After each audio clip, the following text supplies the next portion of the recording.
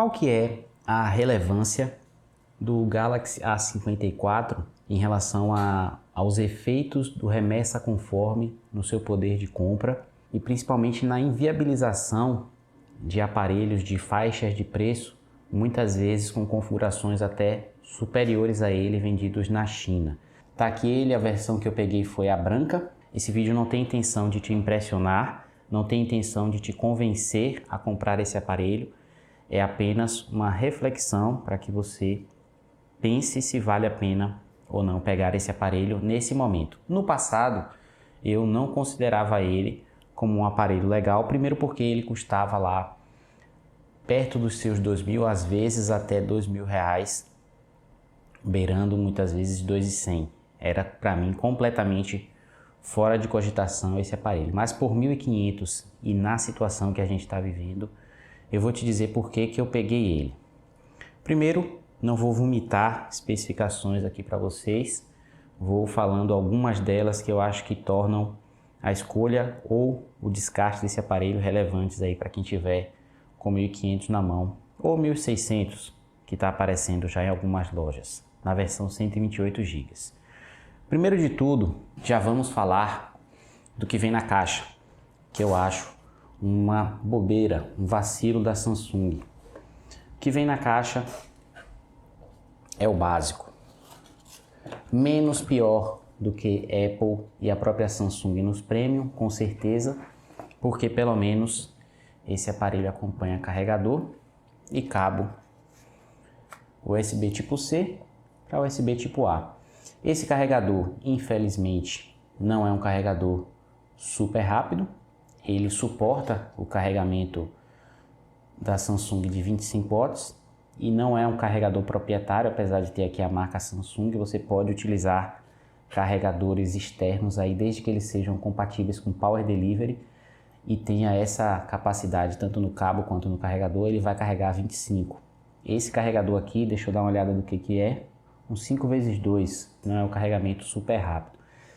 Seria bom já que tem aparelhos chineses baratos dessa mesma categoria que é a dele, que eu chamo de intermediário premium, nem é o super premium, já tem o intermediário super premium, esse aqui é o intermediário premium, vindo com carregadores de 60, 30, 45 ou até mais do que isso. Lembrando que esse aparelho ele tem bateria de 5.000 mAh, não é pouca coisa, é uma bateria que pelo menos comigo, no meu uso, eu estou fazendo esse teste agora, estou utilizando o aparelho como o meu principal. Então tem meus aplicativos aqui de uso mesmo diário para ver como é que está a questão do tempo de bateria. Vocês estão vendo ali que ele tem 48% ali em cima. Me parece ser um aparelho que consegue chegar ao fim do dia ainda com bateria. Lembrando que os testes que eu faço, eles são sempre feitos em relação ao meu ambiente de trabalho, que é um ambiente com Wi-Fi. Tem pessoas que trabalham com celular, por exemplo, pegam o celular o tempo inteiro, vendem com o celular, né, que é o caso da minha esposa.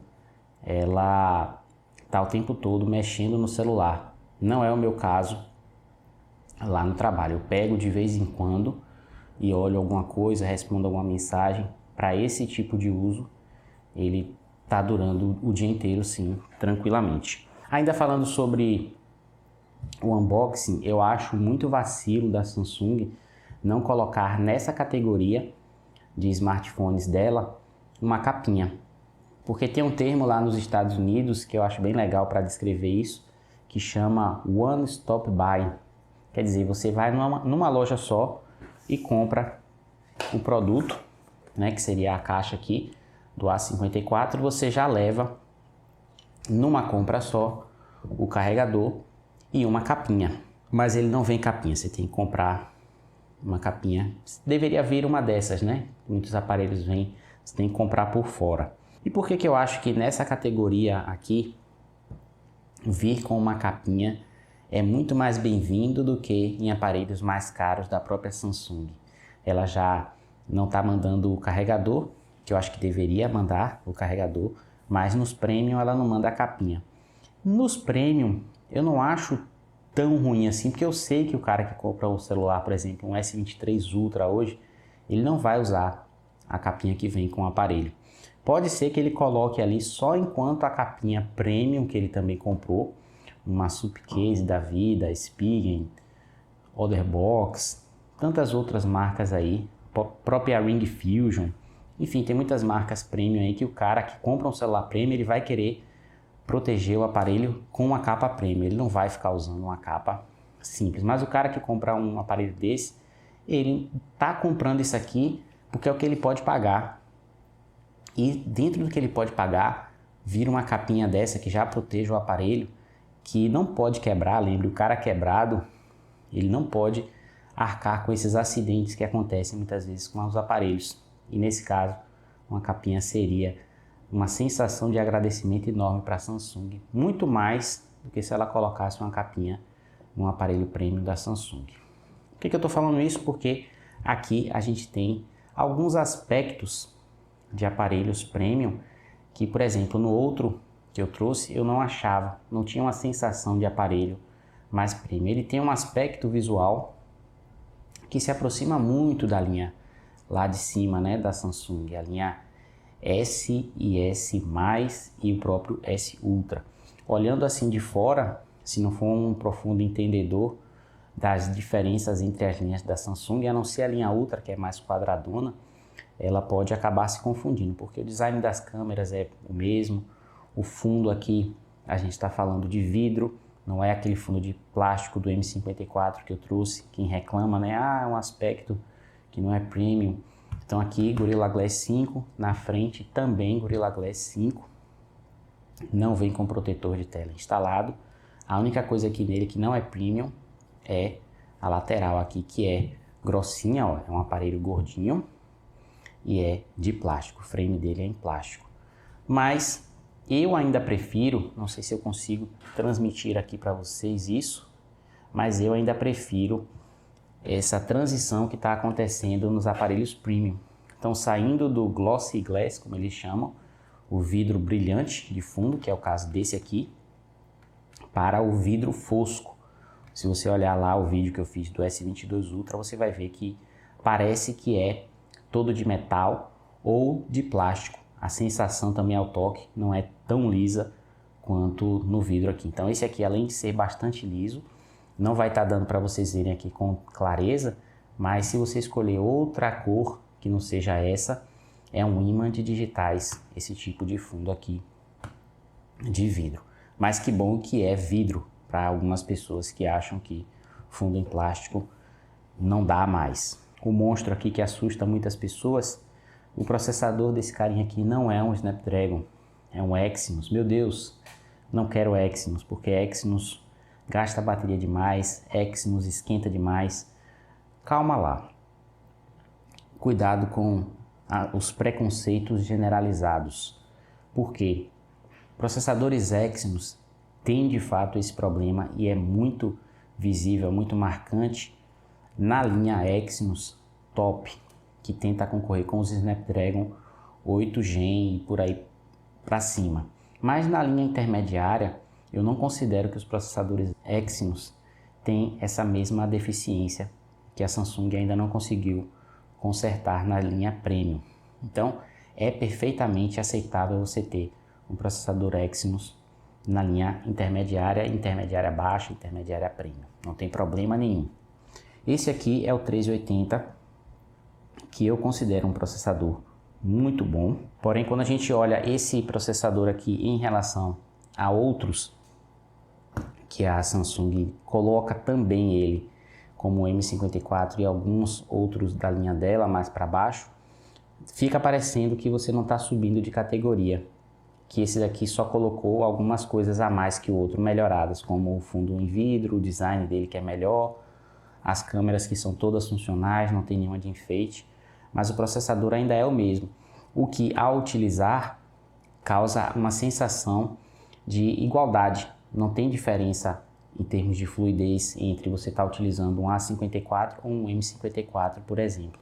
E isso se a gente ainda considerar a One UI, que é o sistema da Samsung, que eu até hoje considero um sistema tão vasto de funcionalidades que ele acaba sendo um sistema pesado para o usuário comum, simples, mais leigo. Se fosse possível desativar tudo de extra que vem ali pronto para você usar e talvez você nunca use para deixar ele mais rápido, isso seria top. Mas, em termos de Snapdragon, qual processador esse carinha aqui equivale? Se você colocar assim no Google, Exynos 1380 versus 778G, Snapdragon 778G Nano Review, pode botar assim, que aí você vai ver um versus ali, que você vai ver que esses processadores são muito equivalentes. E o 778G eu considero um processador ótimo. Não é um processador mediano, é um processador médio-alto. Não é um processador novíssimo, mas só de saber que o processador desse carinha aqui se equivale a ele, quer dizer que não é uma carrocinha, o que é um ótimo sinal. 8 GB de RAM, ele tem várias outras versões, eu acho que você só deve pegar com pelo menos 8 GB de RAM, e eu vou dizer o porquê. Porque esse aparelho é um daqueles que casa data de lançamento com data que você vai comprar. E esse aparelho foi lançado em 2023. Então significa que em relação às políticas de atualização, você vai estar contando do zero. Você não vai estar pegando, por exemplo, ele em 2024 e aí você já contou uma versão de sistema em relação ao prazo de atualização que o aparelho tem. É um aparelho para longo prazo, por isso que eu peguei para minha mãe. Não sei como vai ficar a economia. Esse aparelho, a Samsung promete 4 anos de atualização de sistema e mais um de patch de segurança, totalizando 5 anos, uma política semelhante aos aparelhos premium dela. Então, foi lançado em 2023, ele vai se manter atualizado até 2027, com atualização de sistema, com patch de segurança até 2028, totalizando aí os 5 anos. É bastante tempo para você utilizar o aparelho de forma segura. A dúvida que fica no ar é, mas será que esse processador e essa quantidade de RAM, com esse sistema da Samsung, que fica cada vez mais cheio de recursos e automaticamente mais pesados, pode ser até que ele seja atualizado, mas será que ele vai ficar utilizável com fluidez? Essa pergunta eu não tenho como responder, mas ele vai estar aqui no futuro, que ele vai ficar sendo utilizado por minha mãe. Então cuidado com isso da memória RAM, tá? Não tenta economizar tanto agora, porque lembra, é um aparelho aí que você vai usar e vai ficar com ele por bastante tempo. A memória RAM no futuro pode ser bastante necessária. Fora isso, as outras coisas que ele tem, que eu acho assim, não extraordinárias, porém todas funcionais realmente para o que você vai precisar, eu acho que ele cumpre muito bem a função. Vou falar de cada uma delas aqui, ó. A tela desse aparelho eu considero ótima para a categoria dele. É uma tela de Super AMOLED com taxa de atualização de 120 Hz. O interessante dela, vou mostrar aqui para vocês, é que em outros aparelhos da Samsung a gente tinha que mexer nisso, a suavidade do movimento. Nesse aqui, observem que é adaptável.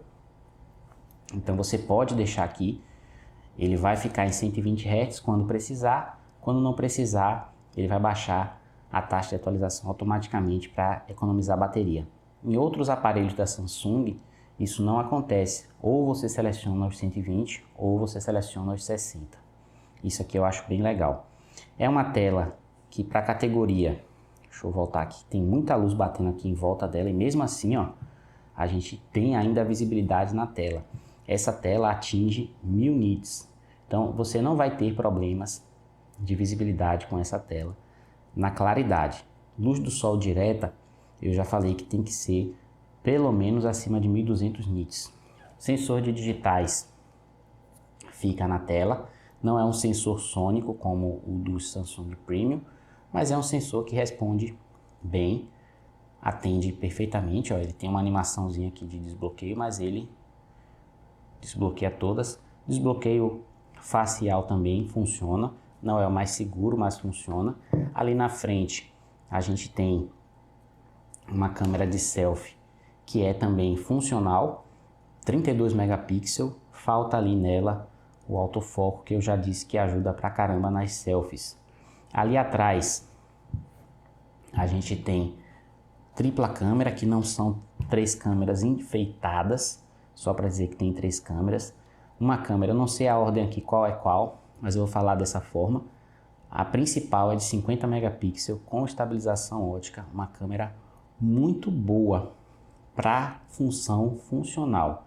Você não é fotógrafo, você não é youtuber, você não é produtor de conteúdo, essa câmera aqui vai te atender para o que você precisa. O que seria o que você precisa? Trabalho. Minha mulher, por exemplo, trabalha em loja que precisa tirar foto do material para o cliente ver. Tem esse produto aqui, é esse produto, é esse preço, vai fazer falta? Vai te atrapalhar essa câmera? Não, ela vai te ajudar perfeitamente, você vai conseguir fazer o que você quer. Tá num ambiente iluminado, quer registrar, sei lá, uma borboleta, uma comida, um restaurante que você tá, vai ficar boa a foto. Agora, se você quer fazer mágica, não é essa câmera para você. Fotos noturnas, se você souber ter paciência de tirar a foto, utilizar o modo Pro também que ele tem, vai ficar boa também. Se você quer só tirar do bolso e bater, você está precisando, na verdade, gastar mais dinheiro, mas não está querendo. Segunda câmera, 12 megapixels, ultra wide, dá para tirar também aquela foto com um ângulo mais aberto, sabendo tirar foto vai ficar boa. E a terceira câmera é um macro de 5, não de 2 como padrão. Tirei alguns macros com ela, ficaram bons, não ficaram incríveis, mas não é um macro dispensável. Então todas as câmeras aqui funcionam e dão conta do recado. O som que eu me queixei no M54 dele não ter, porém, mesmo ele sendo um aparelho mono, o M54, o som dele era muito bom, batia de frente até com aparelhos com som estéreo. Esse aqui, o som já é estéreo, a qualidade sonora dele, ó, eu gostei pra caramba, me surpreendeu. O que eu não gostei aqui, mas que é aceitável dentro da categoria, é essa borda, ó. A borda vai à volta dele todinha. Não é legal, né? Mas tudo bem, é aceitável. E você quer um aparelho com borda fina ou borda infinita ou sem borda, talvez você devesse gastar mais dinheiro. Outra coisa que eu gosto muito e que está voltando, graças a Deus, pessoal, nos aparelhos premium também isso já está voltando. Dá para ver lá como a tela é plana, retinha, nada de tela curvada. Por que eu gosto tanto disso e por que os próprios fabricantes estão voltando a utilizar as telas retas? É mais fácil de colocar película, torna o vidro mais resistente, você não perde visibilidade aqui, não tem distorções na lateral. A questão dos toques acidentais diminui bastante. É um vidro muito mais barato de encontrar e de reparar e de ser fabricado. Por que não voltar aos flat? Tá aqui, vidro flat. Pode comprar a película aí que vai ser fácil de aplicar. Não vai ficar com aquela borda cheia de ar bizarra que fica muitas vezes nos aparelhos com tela curvada. Ou às vezes você até tenta comprar uma película com a borda curvada e mesmo assim não fica legal. Não vai acontecer isso nesse carinha aqui.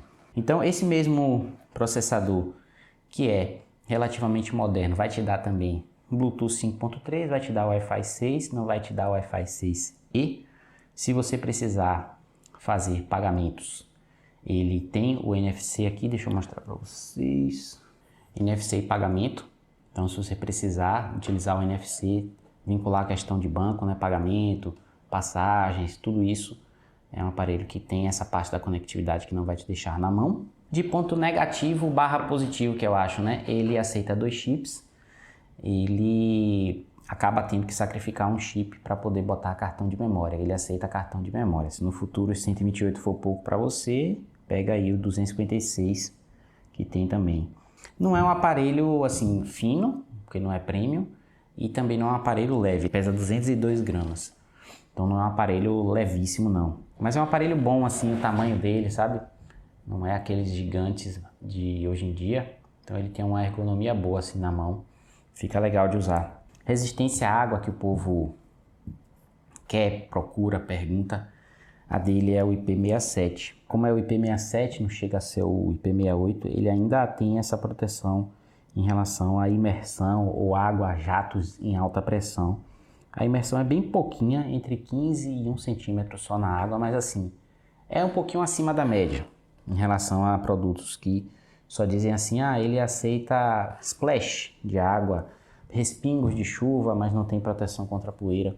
Então já é um extrazinho aí de durabilidade para esse aparelho. Algumas pessoas podem relatar, mas isso é super variável. Duração da bateria, Muitas pessoas podem falar que não durou nada ou não dura tanto quanto elas esperavam. Outras pessoas também podem e vão falar que o aparelho superaqueceu, mas é um detalhe que eu gosto sempre de frisar em relação a aparelhos de média e baixa categoria. Eu não sei se vocês já repararam, mas parece que quanto mais a pessoa tenta economizar no aparelho, mais ela quer exigir dele. Eu fico fascinado com isso. Por que a pessoa tem esse raciocínio de que vai dar certo? É como se você comprasse um Uno hoje, fizesse o comentário aqui embaixo: comprei esse Fiat Uno, posso botar ele no Track Day para correr com carros de 200 mil? Ah, eu fiz isso, mas achei que o motor bateu ou o pneu gastou muito rapidamente, o carro não desempenhou como eu esperava. Lógico que não, ele não foi feito para isso. Então, se você é um usuário extremo, que usa 1 milhão de aplicativos ao mesmo tempo, que joga por horas, não pegue esse aparelho, não é para você. Você não tem dinheiro para comprar um aparelho melhor do que esse, tudo bem, ninguém está te pedindo para ter, ninguém está exigindo, mas não exija do aparelho o que ele não foi feito para performar. É bom ter esse senso, ou melhor, bom senso, em relação a o que é necessário para a bateria dele durar o que ela promete e o que é necessário para que ele não queime, né? Em relação a superaquecimento. Usou normalmente, você vai gostar pra caramba desse aparelho. Claro que, na minha opinião, a sensação de fluidez de um aparelho com a One UI da Samsung sempre será aquém do que eu espero quando colocada lado a lado com um aparelho de configurações semelhantes, utilizando processadores também de potências semelhantes. Sempre eu sinto que a One UI da Samsung pesa mais, ela acaba sendo mais arrastada. É a sensação que eu tenho. Para muitas pessoas isso não tem nenhum poder, nenhum efeito. Para mim tem, mas talvez por efeito de comparação, eu utilizando, por exemplo, o meu OnePlus, é um processador bem mais forte, mas se eu utilizar pelo menos por X tempo o próprio Mi 9T Pro, que está com uma ROM customizada, ou o Realme 8 Pro, que também tem um sistema próximo lá do OnePlus, a sensação de fluidez do aparelho é muito superior. Por enquanto, no meu uso, com esses aplicativos que são os de uso comum para mim, eu não tive problemas em relação a gerenciamento de RAM, nem travamentos, nem fechamentos espontâneos. Tudo funcionou normalmente, tudo permaneceu também na memória. Se vocês quiserem aqueles testes que eu faço, teste de som, teste de gerenciamento de RAM, teste de jogos, eu posso fazer. Mas o objetivo desse vídeo foi conversar com vocês e falar assim: poxa, por R$ 1.500, considerando que hoje, se você tentar comprar, por exemplo, uma linha Redmi, que antigamente era 1.000, chegava até alguns Redmi bons aqui no Brasil a 900, 950, eu estou falando dos Redmis bons. Tinha Redmis aí de 1.100, 1.200 que você comprava, às vezes não era taxado, às vezes pagava até R$ 200 de taxa, compensava demais. Como esses aparelhos pularam lá para casa dos 2.000, não valem mais a pena. Eu já tinha avisado vocês antes do Remessa Conforme entrar em vigor, para vocês adiantarem o lado e pegarem aparelhos superiores. Eu mesmo tentei fazer isso, mesmo já tendo um OnePlus aqui, eu fiz uma compra de um Realme GT2 Pro. Deixa eu mostrar para vocês, antes do Remessa Conforme. Ele seria esse aparelho que eu daria para minha mãe, para ela ficar bastante tempo, já prevendo essa dificuldade no mercado. Vou mostrar para vocês, ó. Puxar aqui na câmera. Eu tinha comprado esse aparelho. Deixa eu ver se tem a data aqui, né, pessoal? 8 de março, ó. Quando começou a sair notícia, essas coisas sobre o Remessa Conforme, eu fui lá e corri para comprar esse aparelho. Realme GT2 Pro. Eu vou botar aqui, eu não sei nem se esse produto ainda está disponível, mas é um senhor celular Snapdragon 8 Gen 1, equivalente lá praticamente ao OnePlus que eu tenho, só que por R$ 2.000, e naquela época as taxas vinham até R$ 200, era uma média, né? Então valia muito a pena você pensar que pagaria R$ 2.200 num aparelho infinitamente superior a esse. Infelizmente, quando chegou aqui, ele sequer foi taxado. Ele apenas foi barrado, retornou, e aí eu peguei o reembolso. Então, como não dá mais para fazer esse tipo de coisa, que antes valia super a pena, eu acho que o A54 é um dos melhores aparelhos para você pegar aí diante do remessa conforme. Eu espero que a Samsung no Black Friday, quem sabe, né, joga ele a 1.500 aí no varejo total e não 1.600, 1.700, que é o que ele está agora custando nas outras lojas, sem ser no Members, ou até menos que isso, né, quem sabe 1.400 essa versão e 1.500 a versão de 256, eu acho que seria um preço muito bom para Black Friday, por exemplo.